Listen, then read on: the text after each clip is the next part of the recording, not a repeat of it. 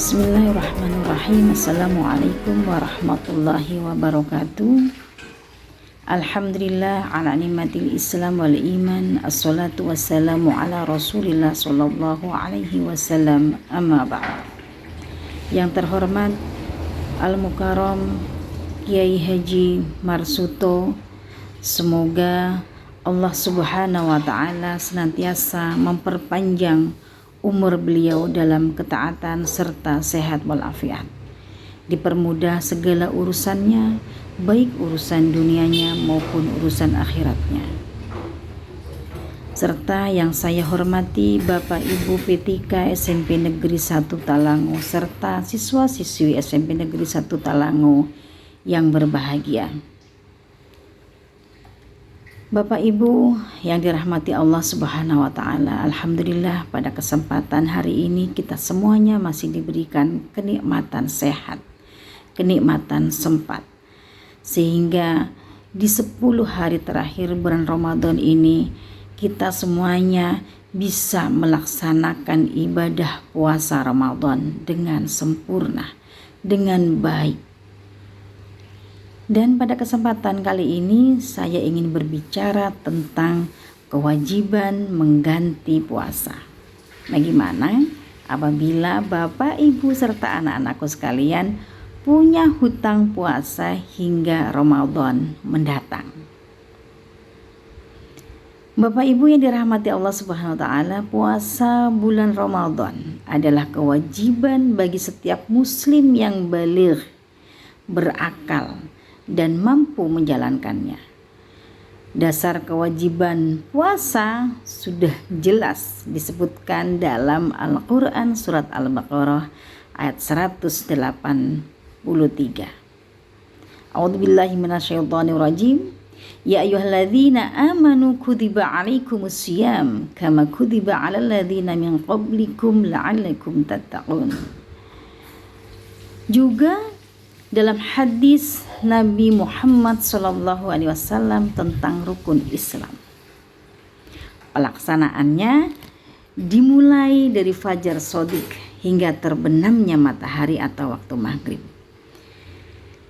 Diawali dengan niat di malam hari dan menjauhi segala hal yang membatalkannya. Nah, penjelasan lebih detail terkait dengan hal-hal yang membatalkan puasa dapat dijumpai dalam kitab-kitab fikih ya, seperti kitab Safinatun Najah, Fathul Qorib, Fathul Mu'in, Kifayatul Akhyar, dan masih banyak kitab fikih yang lainnya. Bapak Ibu yang dirahmati Allah Subhanahu wa taala, ada beberapa macam putusnya puasa dan hukumnya. Ini terdiri dari 4 hal. Yang pertama, perkara yang mewajibkan qada dan membayar fidyah, yaitu putusnya puasa sebab mengkhawatirkan orang lain, dan tidak mengqada puasa disebabkan menunda-nunda pada waktu yang dimungkinkan hingga datang bulan Ramadan berikutnya. Yang kedua, perkara yang hanya mewajibkan qada saja. Dalam hal ini terjadi pada kebanyakan orang seperti sakit ayan dan lain sebagainya. Yang ketiga adalah perkara yang mewajibkan membayar fidyah tidak qada, yaitu orang yang tua renta.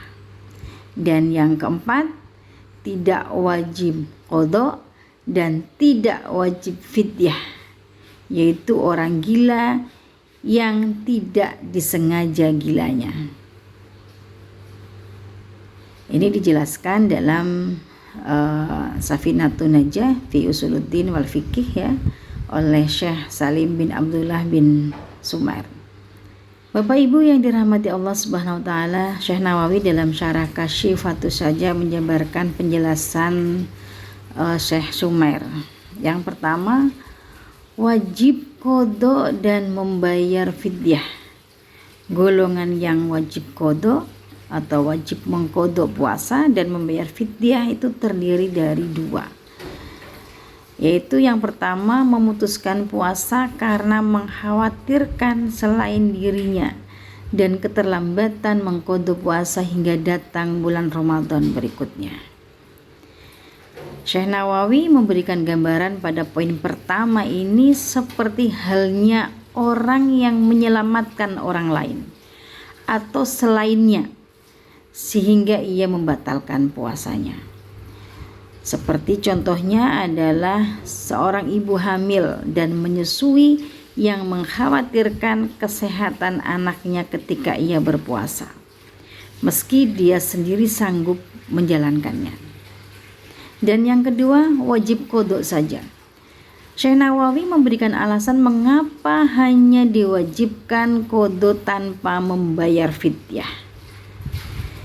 Di antaranya, yang termasuk dalam kelompok ini adalah orang yang meninggalkan puasa karena sakit ayan, kemudian melakukan perjalanan jauh, sakit tidak permanen, kemudian lupa berniat di waktu malam, menyengaja berbuka puasa atau lain sebagainya.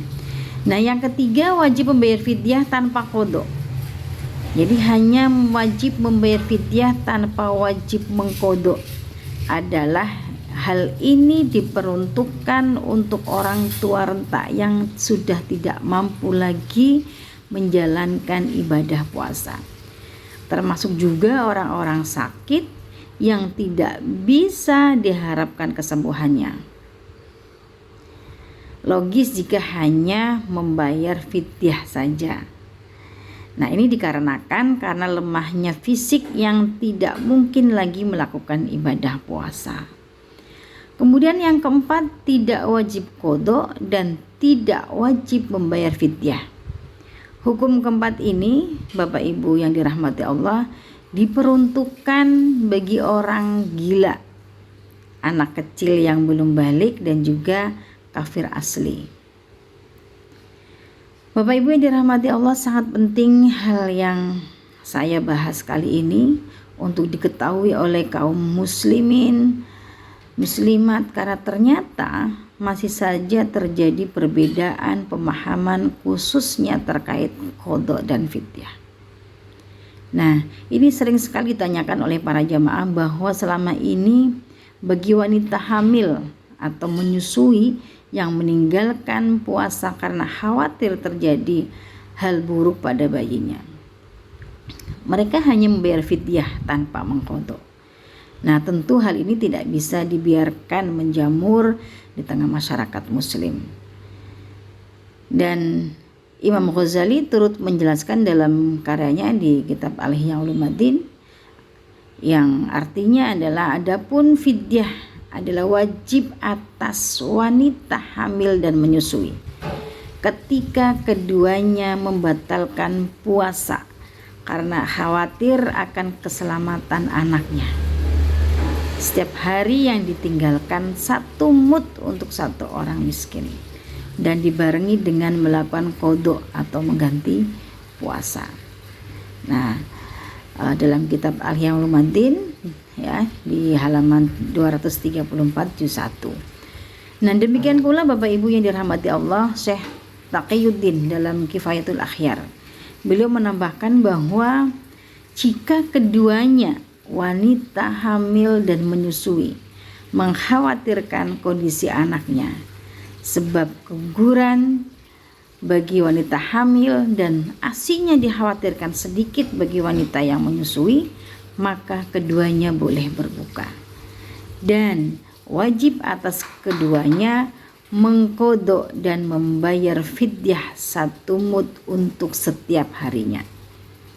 Berapa dia meninggalkan puasa, ya dia mengqadhanya. Dan 1 mud itu 6,7 ons dan diberikan kepada fakir miskin. Nah, Bapak Ibu, apakah masih punya hutang puasa di tahun ini? Nah, ini perlu Bapak Ibu menyiapkan diri nanti setelah bulan Ramadan selesai. Bapak Ibu wajib mengqadhanya di bulan Syawal atau bulan-bulan berikutnya selama tidak ada udzur.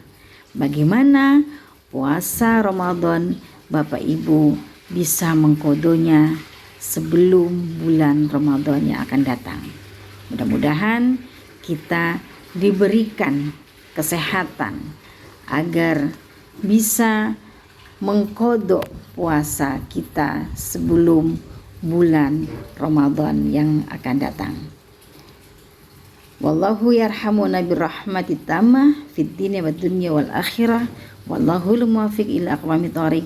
Wassalamualaikum warahmatullahi wabarakatuh.